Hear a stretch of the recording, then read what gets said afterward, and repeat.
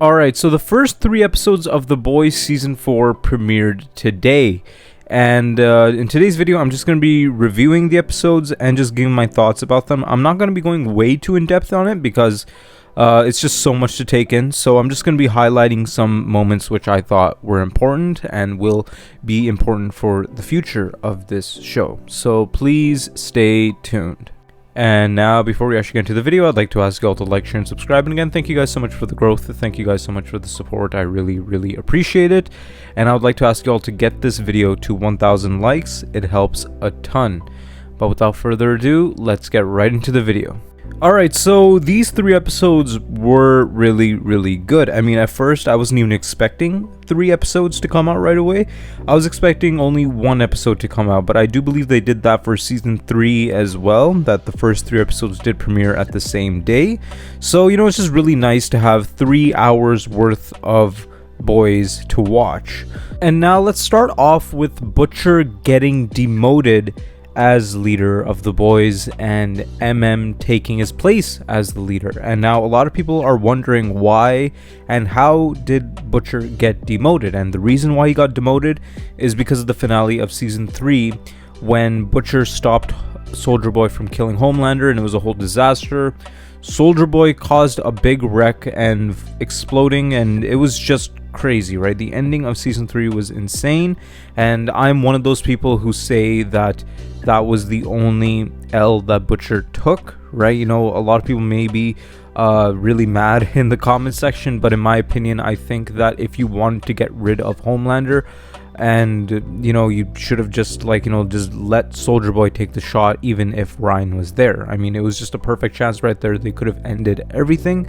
But again, even you see in Butcher's point of view where he cared about Ryan so much, he did not want him to die. So yeah, that is the reason why Butcher got demoted from leader of the Boys. And now in this episode, we do see that Butcher is seeing hallucinations of his late wife Becca, who did die in the finale of Season 2 of The Boys. And because of Butcher's cancer and just him being sick and all, throwing up, he is hallucinating. He's talking to Becca, and a lot of other characters are wondering who's he even talking to. Later on, we do find out it's his wife that he's talking to. And now I want to talk about Homelander. Now, Homelander, in the first 3 episodes, but specifically in episode 1, he's having a midlife crisis, right? He sees that he's getting old and he's getting wrinkles and all of that, and he sees that Ryan is the only person to basically replace him. He does say that, what legacy am I going to leave my son? That's why he is training Ryan. He's trying to reach out to Ryan to become like him, so eventually Ryan could become the next Homelander. But we do see in Season 4, in the first 3 episodes, we do see that Ryan does not like the idea of getting all this fame and fortune. He doesn't like hurting people and just the stage and just acting and all of that. He does not like that one bit. And basically we could see it in Ryan that he wants to go back to Butcher, but he is too afraid of Homelander, and also he does think that, this guy is my dad, so I'll stick by his side. And now I want to talk about Joe Kessler, which is the character that Jeffrey Dean Morgan is playing. And a lot of people had their doubts that, he's going to be a good character or not, or if he's actually going to be Monkey, right, with the huge ears and all of that and the backstory. But from what I'm seeing, Joe Kessler he looks like an amazing character, right? All bias aside, right, because of course Negan is my favorite character in The Walking Dead.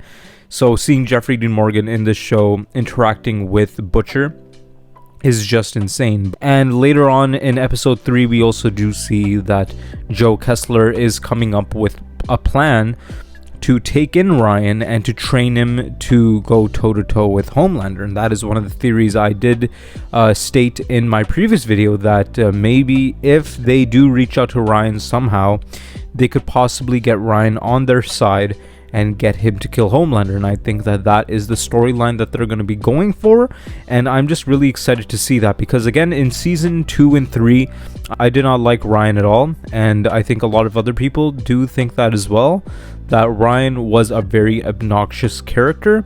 but it seems like that they could give him a redemption arc, and it does seem like that he wants to go back to Butcher, and eventually that will happen later on in the season. Now, we don't know if that's going to happen in the finale or if that's going to happen in the next few episodes, but Homelander is very, very critical about this because he wants to keep his son close. He wants his son just to love him, but it looks like that Ryan is straying away from Homelander, and that is really, pinching Homelander the wrong way, right? That is really hurting his ego, and he just thinks that, what am I doing wrong, and why am I not loved by anyone? Also, it is revealed in episode 1 that Robert Singer, aka Dakota Bob, is in on the whole boys operation to take out Soups because he is strongly against having Soups in the White House. He did state that to Stan Edgar when Stan Edgar did propose Temp V to him, and saying that, the US military could be using Temp V on their soldiers,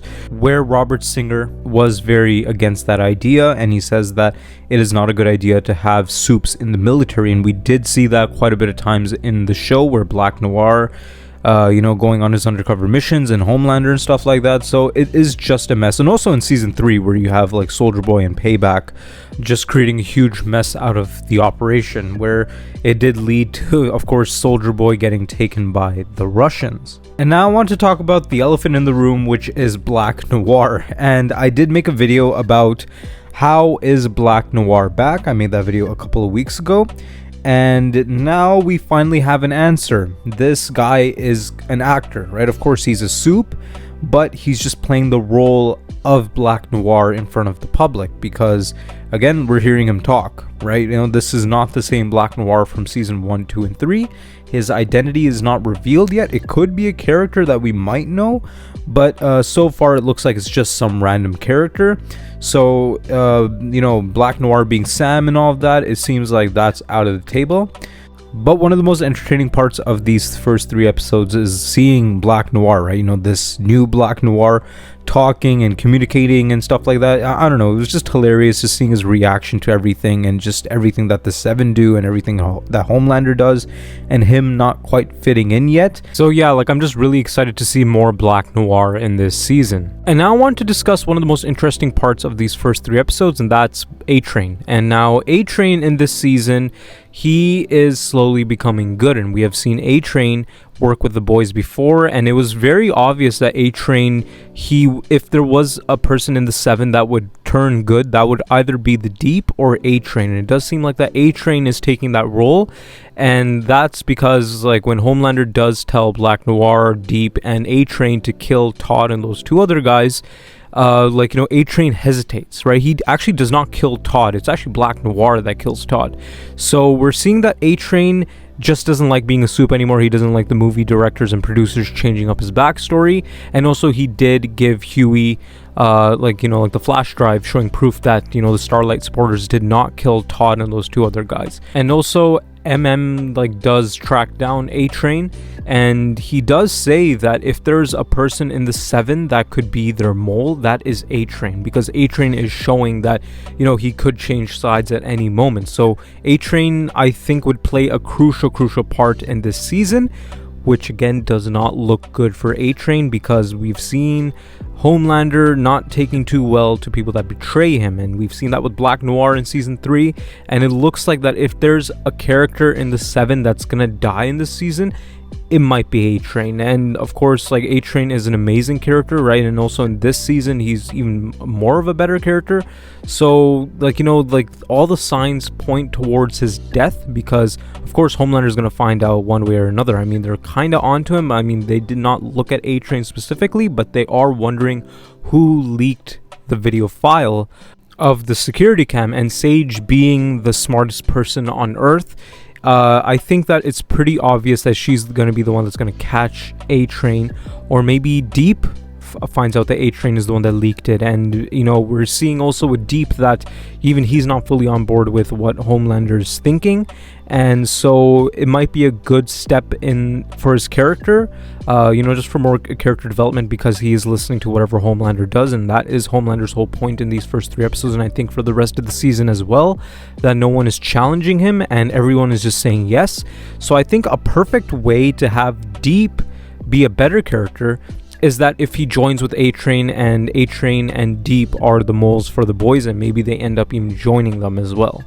And another thing I want to talk about is that Victoria Newman is developing a virus that could kill Soups. And, you know, this is revealed by Butcher when he does confront her in private. And, you know, like, he does make her an offer that we could both work together. And, you know, we could take out Homelander together by working on this virus. And, of course, like, you know, Butcher does not comply with the whole thing, right? You know, he just lets it all go because he does see Becca. But I think that with Newman developing this virus that could kill Soups, I think a major character might die because of this virus. And I'm not talking about, like, you know, a human, I'm talking about a Soup. So it could very well be the case that Ryan could be infected by this virus, but because of his genetics and stuff like that, and just because of him being the son of Homelander, maybe he's the one that could survive this virus, and it just ticks off Homelander that, you know, you made my son sick and you're about to kill him, which we might get Victoria Newman's death.